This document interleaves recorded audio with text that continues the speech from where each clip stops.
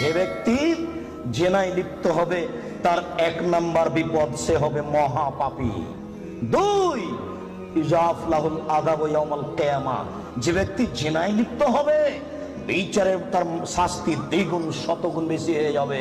3, ওয়ায়াখলুদ ফীহি মুহানা, সে চিরদিন জাহান্নামে থাকবে অপমান অবস্থায়। শুনুন, জেনায় লিপ্ত হলে 3টে বিপদ আছে। 1, সে হবে মহাপাপী। 2, বিচারের মাঠে তার শাস্তি দ্বিগুণ শতগুণ বেড়ে যাবে। 3, সে চিরদিন জাহান্নামে থাকবে। মহান আল্লাহ বলেন, ওয়াযানিয়াতু ওয়াযানি ফাজলিদু কুল্লা ওয়াহিদিন মিনহুমা মিআতা জালদা। পৃথিবীর মানুষ, বিবাহ পুরুষ নারী যারা জেনায় লিপ্ত হচ্ছে তাদেরকে 100 লাঠি পিটাও। এখানে বলা হয়নি বিবাহিত না অবিবাহিত, তবে মারার সময় যেন তোমাকে মায়া মহব্বত ভ্রাতৃত্ব ভাবনা